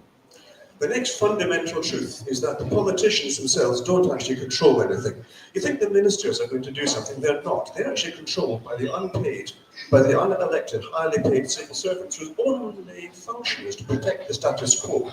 There will be no change. And that group is then funded by the hidden money, the oligarchs behind that with huge amounts of money. And as you can all guess, money controls the politics. Truth matters nothing, it's the money that's there. Why do you think both sides of Parliament there are fed sums of money from the large companies? $63 million the Labour Party had for this election alone, $63 million. Then they had the temerity to complain that we had $25,000 from one donor. I mean, it's incomparable. So here we are, standing up for you, and one thing is absolutely clear. We're going to have a larger crossbench, because I don't know about you, but I sense within our public here, there's a growing anger, and restless anger. We are not happy with what's happening. In fact, there's a revolution happening. This is where I want to be. I want to be actually at the front there with the revolution. Well, maybe not pitchforks and flames yet. But certainly, we need to actually take revolution right to the heart of Parliament. We need a larger crossbench, and we're going to have that this time. We're going to have a larger crossbench, and we're going to work together. And I would welcome working with Rod, with Ryan, with anyone else who's there, Sophia, see what we can get. We need the people, not just you. You're on side. We need the people. That's your job. That's your job. Spread the word. And let the people know that there's an alternative here, because the two-party preferred. Now tell me, what? I'm not going to talk about our policies. You can question me after, you can interrogate me. But the two-party preferred, who tells us the two-party preferred is where we need to be? Who tells us that? It's the media. It's the media. And who owns the media? The two-party preferred. And so the idea that any other vote apart from the two major parties there is going to be a wasted vote. Nonsense. That's the start of the decay. We need to actually destroy that myth. We need to tell the people this is not acceptable. We are a free people in a free country, or we should be a free people in a free country, and by God, we're not. We are not. We are captured by the system. And we're going to need people like yourself standing up there and speaking on behalf of the people who demand freedom. Now, I'm a doctor, and I was taught long ago that everything I'm taught in medical school is correct. Exactly. Exactly. And so, when the COVID came in, I was alone in the hospital in the Green Belt, prepared to sacrifice my life, because we had only one ventilator, and we were telling 10% fatality rates, one ventilator. If someone comes in, a 28-year-old woman needing the ventilator, if I've got COVID, I'm not getting it. I told the nurse there, this goes to the patient, not to me. So I went out every week knowing that this could be the last week of my time on Earth. And then I believed the mRNA is got the science in it's great. So my myocarditis proves me wrong. I'm still taking medication for myocarditis. When I talked to my cardiologist about this, he says, yes, there's a 300% increase in myocarditis. Strange that. Let me go back a little bit in history. Has anyone noticed how the ADHD and autism rates have skyrocketed? Does anyone wonder why? And then we look at the vaccines that my children are required to get. The MMR, for example. Andrew Wakefield, back in the 1980s, said, we've seen this. I have personally seen at least 2 patients of mine who walked in, their children walked in healthy, and they came out that same day with autism. The same day with the MMR vaccine. Oh no, we can't do that. We can't even question that now. The truth is not important. We can't even question it. In fact, right now, the APRA, the medical board, if I was to give anything other than the government response, is this a safe vaccine? If I give any other response, like for example, showing a peer-reviewed paper suggesting that there's a problem with that, I can have my license removed. The very foundation of the scientific endeavour has been attacked. Exactly. So we are being hoodwinked to believe, to conform. In fact, what they're doing right now is they're making us compliant. And a compliant people is a people easily led by fear. Do not let fear rule our lives. We will not be compliant. We will seek the truth at all times. Because in the truth, we will find answers. And this is where I really want to be in the prospect. We need to be holding the government to account at all times, because this autocratic dictatorship we've had, it has been an autocratic dictatorship. And I don't know if you know, but I've lived in the Soviet Union, and I have seen the same systems in the Soviet Union as we see now in Western Australia. I don't know about you, but I am not good with that. That has to be changed. That has to be changed now. So what I'm saying is that what we need to do now is, between now and 2029, we need to make the two major parties minor parties. We need change now. And do you know, for example, I'm the leader of the Legalise Cannabis Party. And almost every Labour politician agrees with what I've been saying, and Sophia has been saying, bravely speaking out over the 4 years. Almost everyone agrees with every word we have said, but they don't dare say so. They're hiding the truth. They do not want, because they're frightened that if we're seen to be soft on drugs, we are going to lose votes. When they know that if we were to actually take a different policy and medicalise rather than criminalising, rather than filling our jails, let's fill our mental hospitals, which they haven't yet built, to deal with all the trauma that we haven't seen before. So all the people who are trying to use drugs to find a better place in life, we're actually treating their own trauma. And we're allowing them to carry on with their trauma and suffer. Suffer. Because we don't want to treat them. We call them drug addicts. And we don't. Has anyone here tried to access a psychiatric appointment? I have tried. Suicidal patient in front of me. I tried to get that patient admitted to a psychiatric hospital. He had the rope hanging in his bedroom. He had the rope hanging there. And I got around in a circle, and nothing happened. No one was responsible.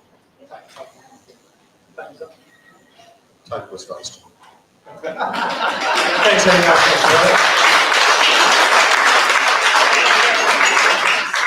Has anybody got any questions for Dr. Brian Walker?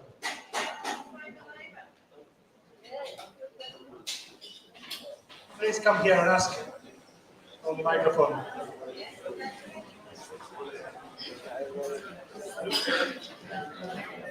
Hi, Brian. You spoke extensively throughout your talk and at the beginning about the corporate capture of both of the major parties being captured by the corporations, so the banks and all the global parties. The global corporations. Yet your how to vote card is recommending the Greens as number 2 and Labour as number 5. You're saying that all the Labour people would agree with what's been said here, but everyone in this room has been injured to one extent or another by the Labour Party over the last 4 years. And your how to vote card, your preferences flow to them if you don't get up. Thank you for that. We've had a lot of complaints about that. Do you know what the preference system actually is for? I didn't until I went into politics. It's not about who you like. It's about how can we shade those last few votes which come through, the quota which comes through. And if we can do that, we're going to get, what we're aiming for, I was aiming for 2 seats. We're probably going to get 3 seats, I don't know. We might even get 4 seats, because if we get enough people in the upper house, we can stand there, hold the balance of power, and demand from the government that which they have refused us in the past. It's not about who you like. This is the dirty politics of how do you win the political game. Now, the previous years, what we have done is we have refused to do that. Everyone chooses their own person, and this is the way it should still be. But you're right. If we're going to move ahead in this current system, we've got to play that political game as much as we don't want to. Because what we want to do is to hold the government account, and if you like, put a knife to their throats. Okay, thank you, Dr. Brown. Is there any more questions for Dr. Brian Walker? I think you have one more question, Doctor. One more. Are you or your practice still administering COVID vaccines to your patients? I noticed in the term of my Parliament, I must actually remain a doctor, otherwise I lose my job. If I lose my seat in Parliament, I need to have a job to go to. Now, I actually have decided that I'm moving more into mental health, so I'm now formally qualified as a practitioner of NLP, getting a master's actually in June. So I'm actually dealing with the psychiatric cases which cannot be referred on. So no, I'm not administering vaccines at all. Other people are. One of the things I want to believe in is it's a freedom of choice. This mandate thing I'll speak about is absolutely wrong. It's fundamentally wrong. Thank you, Dr. Walker. Okay, and that leads us to our last candidate. Trevor Don from the Greens. Thank you, Trevor.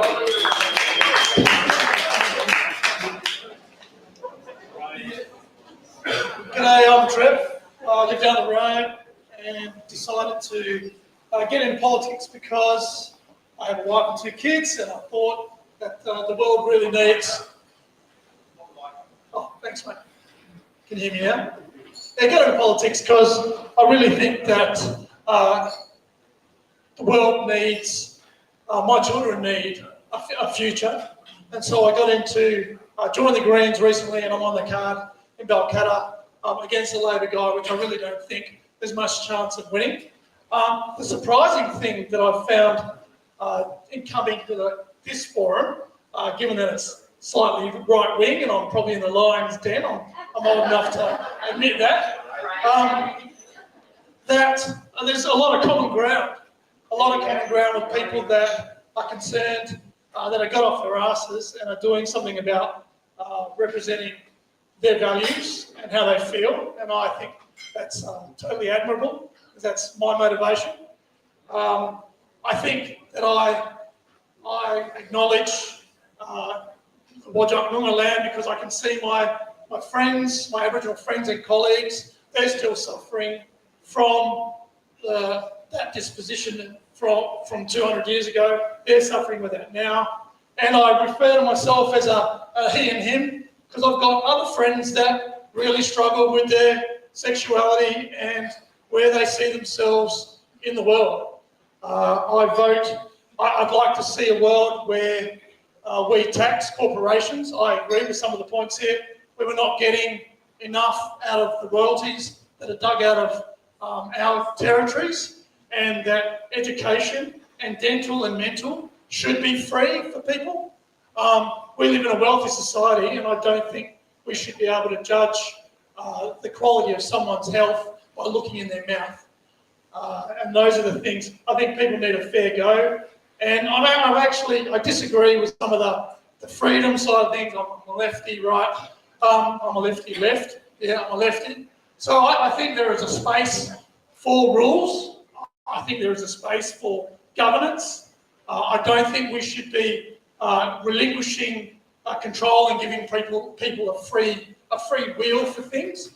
I personally, I like guns, but I can't see the need for 10 of them. Right? And when I'm out there door knocking on behalf of the Greens, and I'm speaking to people in Balcatta and Northern and the Perth area, I really can't. They're not talking to me about vaccinations or the freedom that they're feeling. They're like, there's an election this Saturday. They're not even aware of it. So I think we all have a role in getting the general community more politically aware and doing things like this, where people are actually asking some critical questions about their state and what's going on. People that I engage with are really struggling to put food on the table or pay their rent or to see a future for themselves in housing. So that's why I think we need to do something about negative gearing and maybe incentivise people to build new homes and maybe have a public building program. Thank you very much. Thank you very much, Trevor. I think some people have some questions for you. And Colin. I'm just wondering, do you have a calendar at home? Use my phone. It's not the 1st of April, mate. You can't be serious about what you just said. Just about everything. Genders and to be voting green. Come on. Anyway. Did you have a question, Colin? Oh, well, the question was that you've got a calendar, don't you? Thanks, Boomer. Speaking like a real pale whale, pale stale male.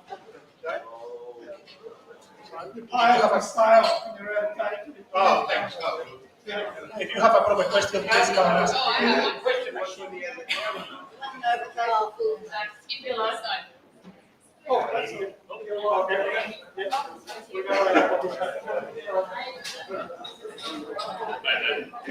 My name's George and I actually really appreciate it. A Greens guy would come down here and, like you said, speak in the lion's den. I'm not a Green supporter, but I do appreciate that you come here and done that.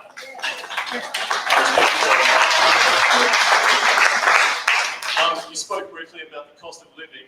I'd like to know, do you think that reducing negative gearing or increasing taxes would help or hinder the cost of living for people?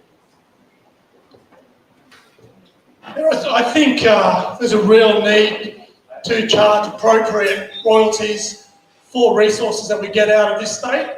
I work in a mining company and I've worked in oil and gas, and I think that we don't pay enough royalties in that light. I think that we need to deal with that, as I've said. I think I said it. I think we need to try to incentivise new builds and stop, and where I agree with a lot of people in the room, stop major parties taking corporate money to support particular agendas. And I'm thinking like land banking with groups like Satellite. I think they're driving the price of housing up artificially. So I think there needs some controls on that. I heard that there's billionaires in Australia that make 67 grand an hour. We don't need that kind of disproportionate inequity in Australia. I think we need to have a better base where people in the middle and people at the bottom end get treated more fairly. Thank you. I've got one more question over here. Hi, so I used to vote for the Greens a long time ago until I realised they are a little bit red on the inside and only green on the outside. The only reason why is because at the moment you're all for net zero and you are fully supporting initiatives that are causing Australia to now be the most advanced nation on the planet that's actually causing habitat destruction. And that's all for net zero, where we're putting in installation of solar arrays and wind turbines that are not sustainable. And you talk about not letting corporations get away with taking a lot of money from us. When Australians give out full subsidies and grants to foreign corporations to destroy our natural habitat and our way of life.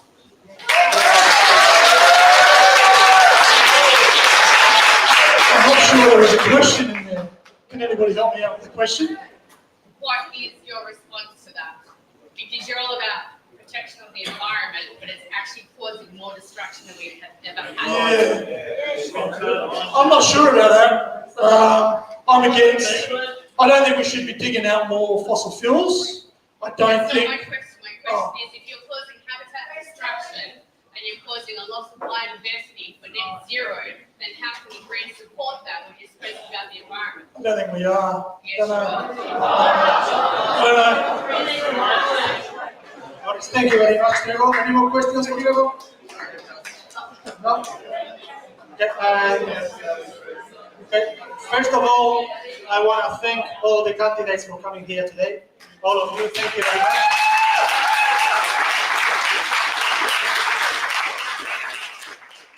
And I want to thank the audience too for coming here and being as polite as you could. Thank you. I believe someone from the audience wants to say something. Our microphone is open to all the audience every time. Every time that we have spare time, we allow people to come and say things. This gentleman wants to say something, please. And anybody else that want to say anything, share with the community? Good afternoon, everybody. I'd just like to say thank you to all the independent candidates and small party candidates that have come here today and are standing in the election. They're using their own money, their own time, their own efforts. My question is really not to them, but to everybody here and everybody watching. What are you doing next Saturday? I know it's voting day next Saturday, but what's everybody doing? Are you helping the candidate that you prefer? Are you all out? There's 4 days of pre-election prior to that, from 8 to 6 in the morning. On Saturday, it's 8 to 6 at night, and all these candidates need your help. Your votes are great. You're not going to get anywhere until you start helping out. On the ground, with your feet, with your mouths, that's what's required. You don't get change without that. The majors have got the money, they've got the media, they've got the power, they've got help. These people need your help. Walking, handing out leaflets. So if you know anybody that is available next Saturday, or during those days before that, get them down to polling stations, because it's required. Thank you.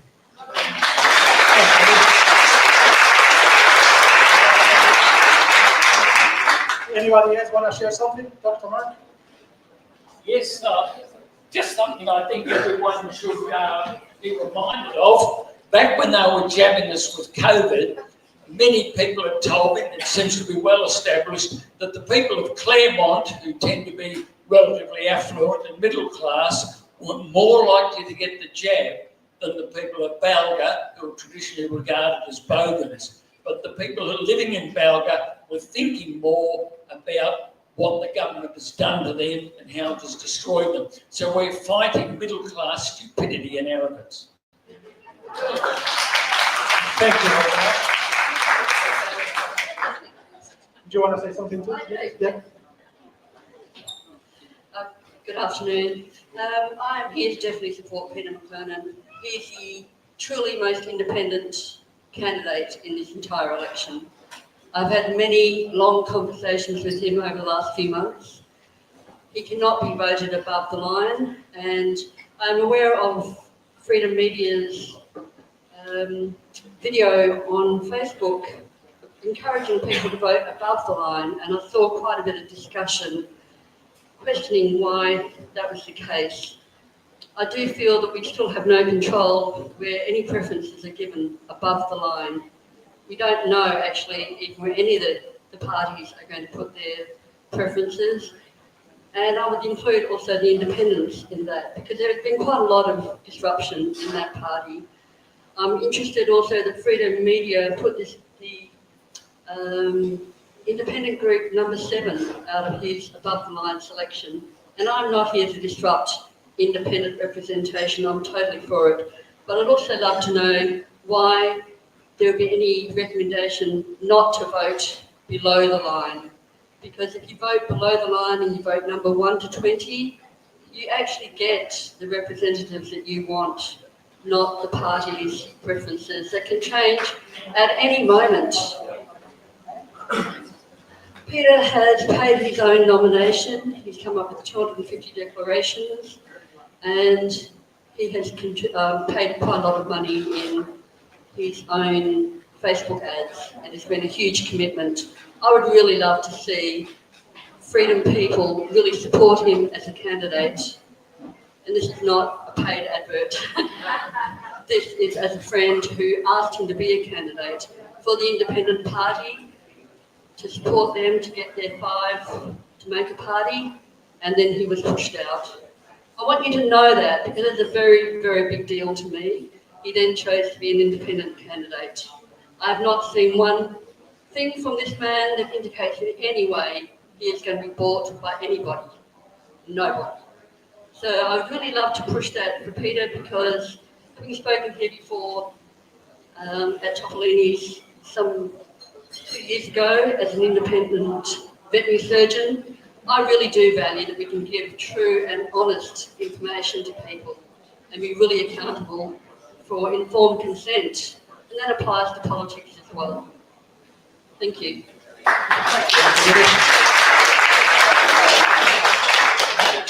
Okay. Jen, you're going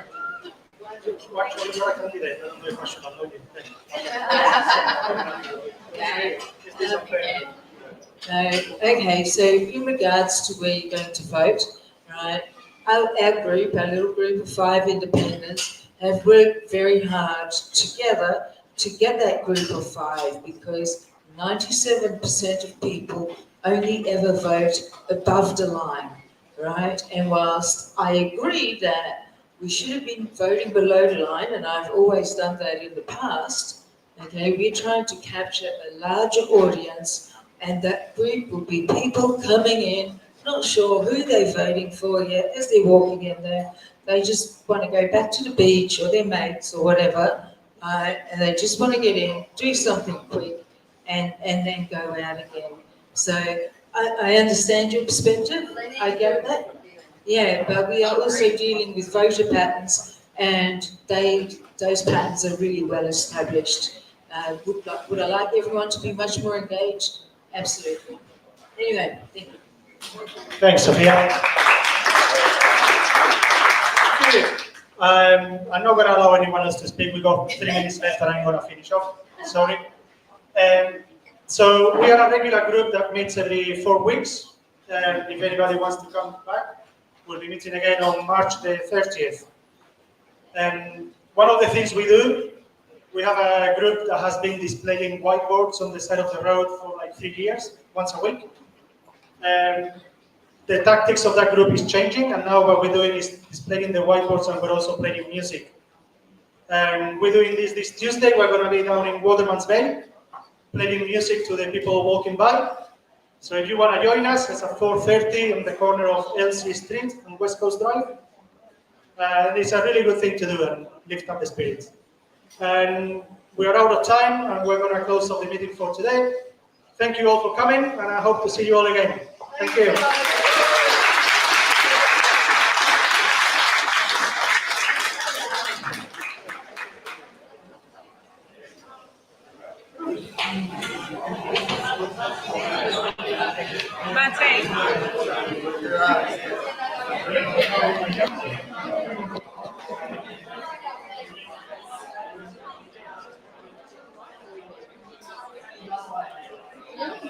Do we need to do it here? Oh my god. Is that a paintbrush or what? It's on. I can hear you. Oh, are we live? Oh my god, Robin! Okay. Is that better? Okay, so I'm still getting directed by Robin. Are we all good to go? Hi everyone, Robin here from Courage to Secure. I am here with Martyn Shipton, the wonderful person, the lady from Save Our Beloved Geographic Bay. Can you talk to everybody about your question to the Greens candidate? Because a lot of people, I think, were in support of your question. Do you want to expand on that? So, the Greens candidate, bless his soul, I'll give him courage for coming into this community for sure, because certainly we've seen over the last 2 decades a change in what the Greens stand for. It was always about habitat protection and protection of biodiversity and grassroots movements. So what we've seen is that over the last 20 years, that it's been completely infiltrated by agenda and ideology. So my question was to this member, the Greens are voting for net zero, and net zero is bringing in foreign corporations that are completely subsidised and get grants entirely to exist off the backs of Australians. They were against the oil and gas industry for not paying enough money in taxes, but they're okay to allow habitat to be destroyed. And this is the thing that's really disconcerting. In my interview a few months ago, it was known that habitat destruction is not happening in other developed nations, and that Australia as a developed nation is one of the only countries that is now destroying beautiful pristine habitat in marine and land for net zero. Now that goes completely in the face of any environmental protection, as well as the basis of ecology and understanding that removal of green spaces like beautiful pristine rainforest that we're having in Queensland, as well as going in and destroying coral reef systems, is actually going to cause heating to the planet. We already know this. So not only is it going to cause devastation in our natural environments and systems and degrade them, but it's going to be leaving us into generational debt. And this is the thing that I was trying to point out to him. Are you aware that that's exactly what your net zero is? And unfortunately, his response was that, no, I don't think we're really doing that.